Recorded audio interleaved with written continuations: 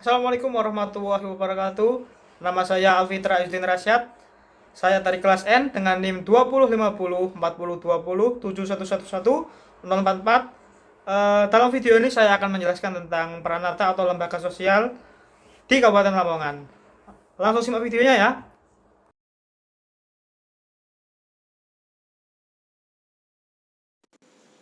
Apa itu Pranata sosial?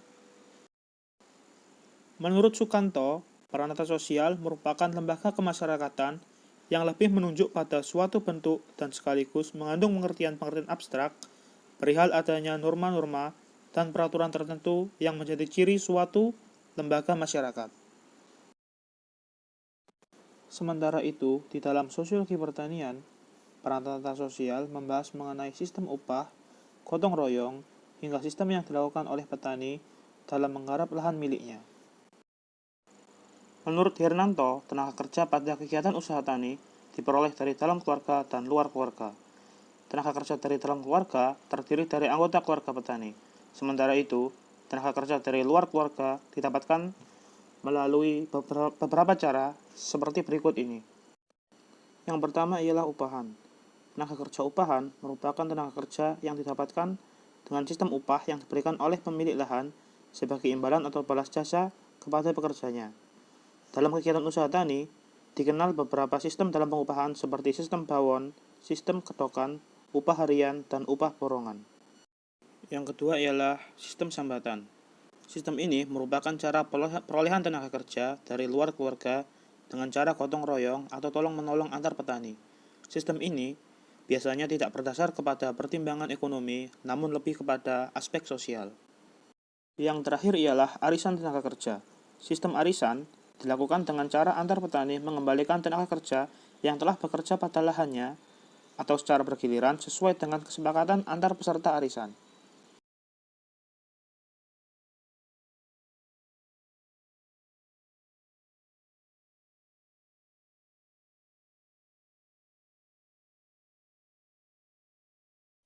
Berdasarkan pengamatan yang dilakukan oleh Yunianti dan Fauziah pada tahun 2015 di Kecamatan Sugiyo, petani padi menggunakan sumber tenaga kerja yang diperoleh dari dalam dan luar keluarga.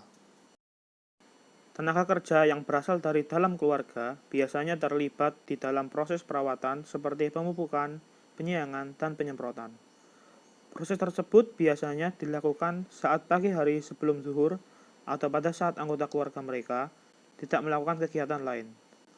Sedangkan proses penyiangan biasanya dilakukan saat 3 hingga 6 minggu setelah usia tanam. Sementara itu, sumber tenaga kerja yang berasal dari luar keluarga biasanya digunakan pada saat proses penanaman dan pemanenan. Proses tersebut memerlukan tenaga kerja dari luar keluarga karena apabila hanya mengandalkan tenaga kerja dari dalam keluarga, pasti memakan waktu yang cukup lama.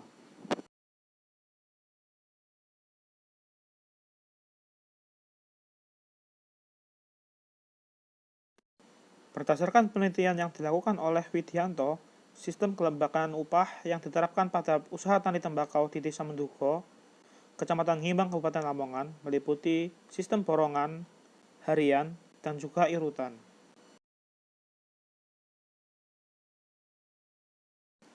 Sistem harian merupakan sistem kelembagaan upah yang dihitung berdasarkan persatuan hari kerja.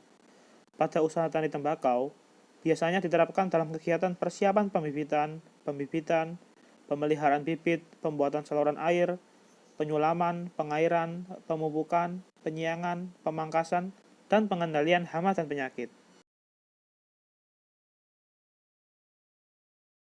Selanjutnya ialah sistem borongan. Sistem borongan merupakan kelembagaan upah yang dilakukan dengan memberi upah berupa uang dalam satuan rupiah yang dihitung berdasarkan kuantitas atau volume yang telah dikerjakan buruh tani tembakau. Pada usaha tani tembakau di Kecamatan Ngimbang, biasanya diterapkan pada kegiatan pembajakan lahan sawah.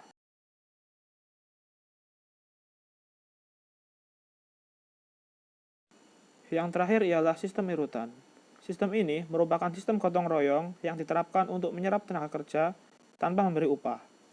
Sistem ini biasanya dilakukan saat kegiatan penanaman, panen, rangkaian pasca panen seperti sortir, rajang, penataan, penjemuran, dan juga pengemasan. Assalamualaikum warahmatullahi wabarakatuh. Kali ini saya akan melakukan wawancara dengan Mas Rian. Jadi Mas Rian adalah salah satu orang yang biasanya mengolah lahan di daerah Kecamatan Gelagah, Kabupaten Lamongan. Apa kabar Mas Rian? Alhamdulillah baik. Saya mau wawancara sedikit ya. Jadi yang pertama, apakah dalam mengolah lahan Mas Rian ini dibantu dengan tenaga kerja ataukah dilakukan sendiri? Alhamdulillah selama saya mengolah lahan, sebagian ada yang saya kerjakan sendiri dan ada sebagian juga yang saya dibantu oleh pekerja. Nah, apabila dibantu oleh pekerja itu sistem upahnya seperti apa ya Mas? Sistem upahnya itu kayak pada saat saya panen gitu, nanti dapatnya berapa, nanti dibagi sama pekerja. Oh, dibagi sama pekerja. Ya. Nah, untuk pekerja itu biasanya berapa orang ya Mas? Biasanya kalau pas posisi panen itu kalau nggak 3 sampai 4 orang. Nah, itu untuk pembayarannya sendiri itu sifatnya harian atau borongan Mas? Borongan. Borongan ya. Oh, jadi borongan dengan nominalnya dibagi sesuai dengan hasil sama dapatnya berapa itu Mas ya? Iya. Oke. Lalu untuk pekerja sendiri biasanya berasal dari mana Mas ya? Apakah tetangga desa atau bagaimana? Berasal dari itu dari desa sendiri sih, orang-orang yang nganggur gitu. Oh iya ya. Terima kasih atas wawancaranya Mas Rian. Sukses selalu. Wassalamualaikum warahmatullahi wabarakatuh. Waalaikumsalam. Berdasarkan hasil identifikasi terhadap 3 kecamatan di Kabupaten Lamongan, maka dapat disimpulkan bahwasanya petani di Lamongan memperoleh tenaga kerjanya bisa berasal dari keluarganya sendiri maupun dari masyarakat setempat. Sementara itu, sistem upah yang ada rata-rata menggunakan sistem borongan ataupun sistem harian. Akan tetapi, ada satu sistem pengupahan yang terbilang unik di Kabupaten Lamongan, tepatnya di Kecamatan Ngimbang, yaitu adalah sistem irutan atau kata lainnya adalah sistem gotong royong. Terima kasih karena telah menonton video ini. Wassalamualaikum warahmatullahi wabarakatuh.